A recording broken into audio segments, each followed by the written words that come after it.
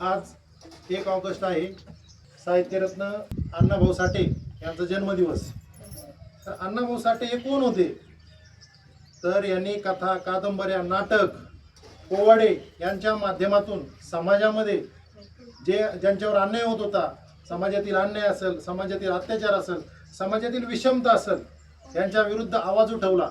तो आवाज उठवला आपल्या लेखणीमधून। म्हणजे समाजामध्ये जे सामाजिक आजार होते, अन्याय, अत्याचार, विषमता, अज्ञान, याच्या विरुद्ध यांनी आवाज उठवला आणि ते लेखणीमधून उठवला। आणि लेखणीच्या माध्यमातून त्यांनी समाजातील हे रोग नाहीसे करण्याचा प्रयत्न केला। त्यांच्याच विचारांचा वारसा घेऊन आपल्या शाळेमध्ये सुद्धा आपण आज ही जयंती एका वेगळ्या पद्धतीने साजरी करत आहोत। आज आपण यांच्या जयंतीनिमित्त हे अडुळशाचं झाड लावतोय पहा।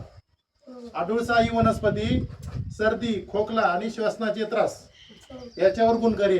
जसं त्यांनी समाजामधले आजार नाहीसे करण्याचा प्रयत्न केला, तसं आपण सुद्धा आपल्या गावातील, आपल्या समाजातील जे शारीरिक व्याधी येतात ते दूर करण्यासाठी प्रयत्न करणार आहोत। जर प्रत्येक गावामध्ये, प्रत्येक शाळेमध्ये, आपल्या विद्यार्थ्याच्या प्रत्येकाच्या घरी जर अशा औषधी वनस्पती लागल्या तर आपल्या शारीरिक व्याधी, शारीरिक आजार सुद्धा नाहीसे होतील।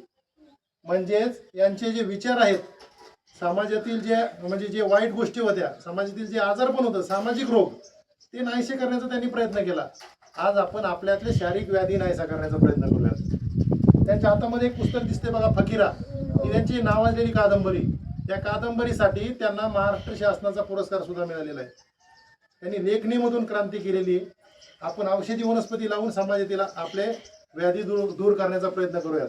तर उपस्थित सर्व मान्यवरांना विनंती आहे की आपण सर्वजण मिळून हे झाड लावूयात आणि आपण त्यांना विनम्र अभिवादन करूयात। अण्णाभाऊ साठे यांच्या विचारांचा वारसा आपण फक्त शाळेपुरताच मर्यादित न ठेवता आपण प्रत्येकाने सुद्धा घरी एक तरी औषधी वनस्पती लावायची।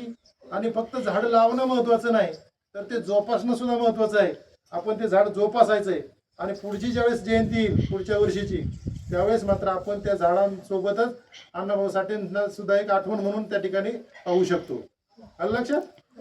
तर आपण आज निर्धार करूयात की जसं अण्णाभाऊ साठेंनी समाजातील अज्ञान दूर करण्यासाठी ज्ञानाची मशाल पेटवली, तसंच आपण सुद्धा या पर्यावरणामध्ये रक्षण करण्यासाठी औषधी वनस्पतींचं लागवड करूया आणि त्यांचं संगोपन करूया।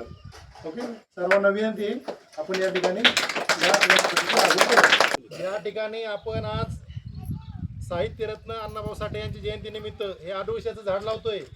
चला सगळ्यांनी घोषणा देऊयात, अण्णाभाऊ साठे यांचा विजय असो, अण्णाभाऊ साठे की जय, अण्णाभाऊ साठे की जय, बोलो भारत माता की जय, वंदे हम सब झाडे लावा।